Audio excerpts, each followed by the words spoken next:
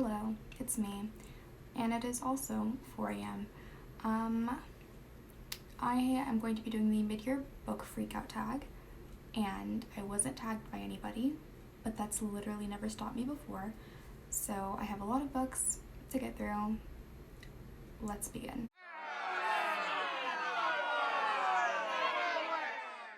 Also, I hope you guys like this new lighting. I feel like I like it a bit more than my other lighting, but I didn't want to turn on my bright obnoxious lights because it is 4 a.m.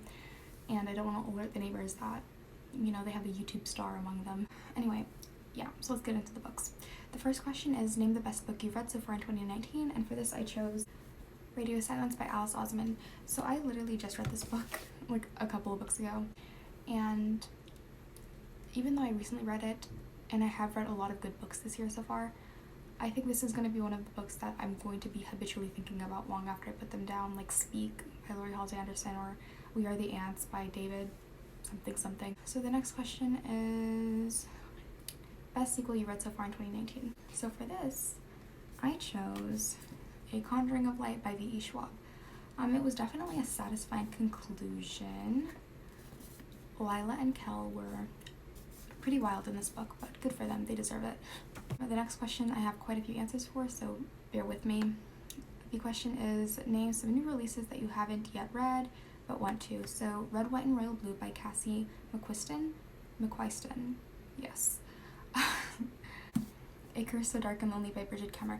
And the reason why I want to read this book so freaking badly is because I bought it in hardback like a dummy when I had disposable income, when I was gainfully employed. So I'm forcing myself to read it because I bought the fucking hardback. The wealth jumped out of me.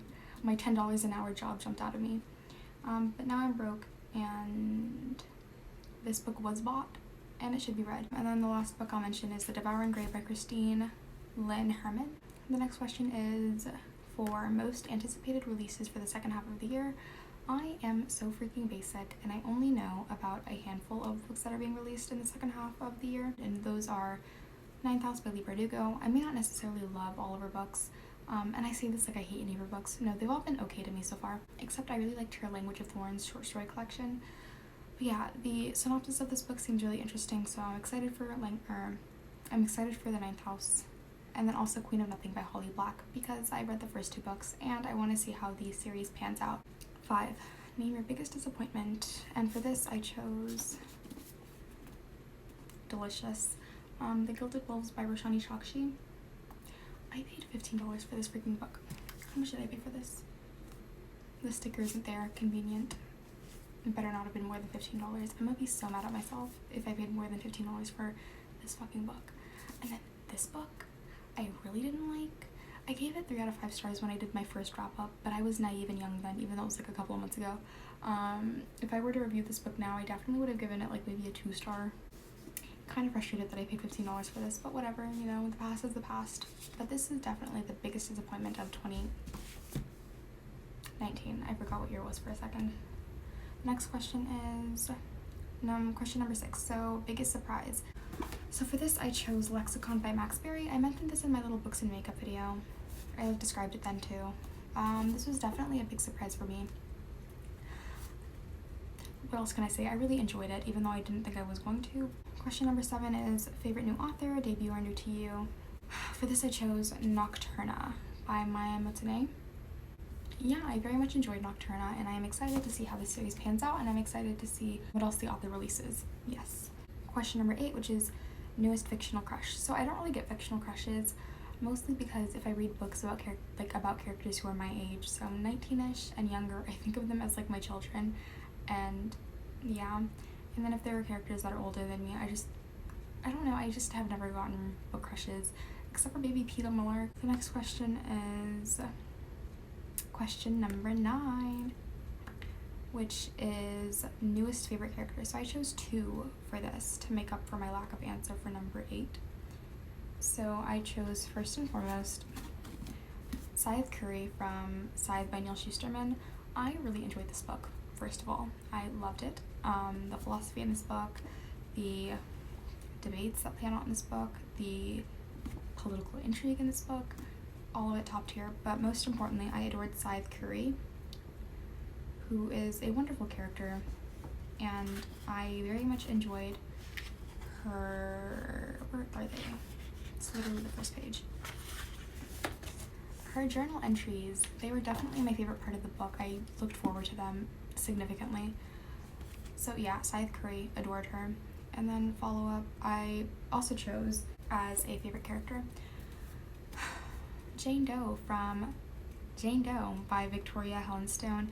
And I chose Jane Doe because I absolutely adore reading morally gray characters in general, morally gray female characters particularly, and this book follows a female sociopath who is trying to get revenge on a guy. So definitely a lot of fun there. And she was so questionable, but also I adored her too. So question number 10, that made you cry. Do I freaking have an answer for this? If not, I'm gonna be very pissed with myself. Oh, I do, but it's a double dip. It's a double dip. So I went with Radio Silence again because I'm a cheater, so just take that as the answer. But also, in general, I just cry at everything. It's not hard to make me cry in regards to books. So, yeah, I went with Radio Silence. Question number 11, name a book that made you happy. So for this, I chose, I always mention this book all the freaking time, and I literally pick tags and I think to myself, where can I mention this book? And it is The Ice Cream Queen of Orchard Street. Can you believe I've mentioned this book on my channel like 7 times and I still can't pronounce it right?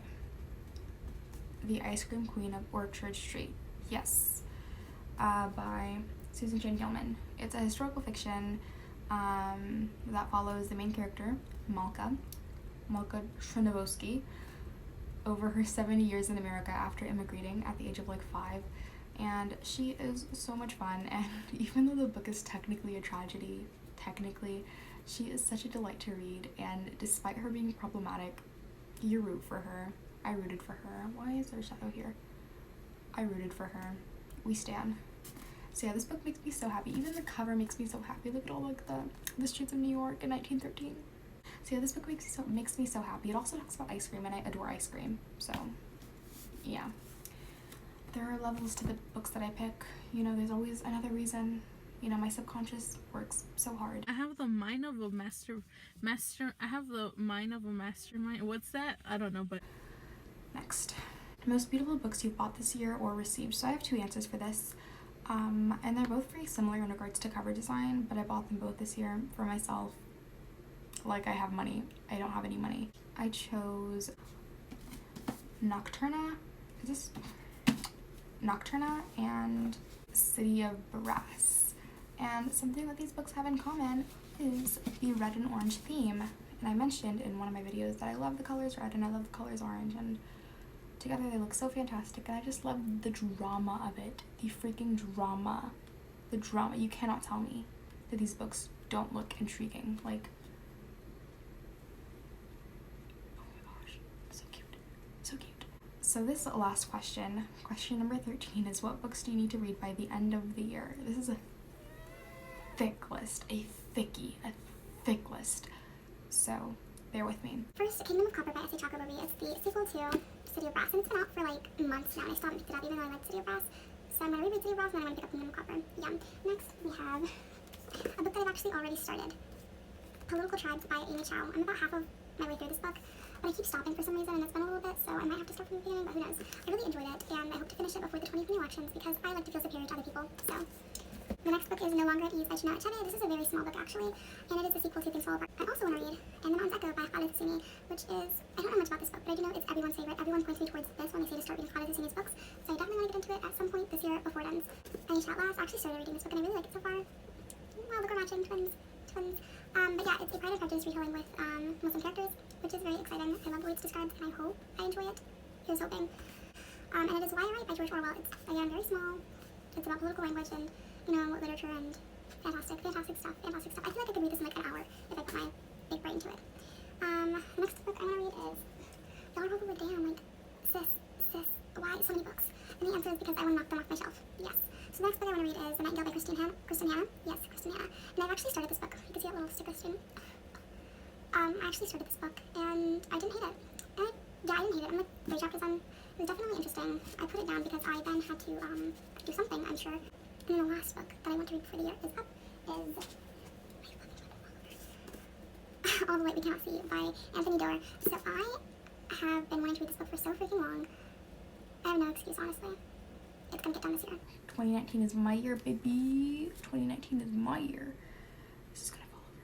So yeah, here, let me show you guys what I've been dealing with. Oh my freaking goodness. Oh god. Okay. Oh god. This won't even do it justice. Look. Yum. This is crooked anyway. So yeah, that was the mid-year freak out tag. And I wasn't freaking out actually. But it was something to film. Hi, I'm Sarah. You've been watching something like that. Read with Sarah. Thank you for stopping by.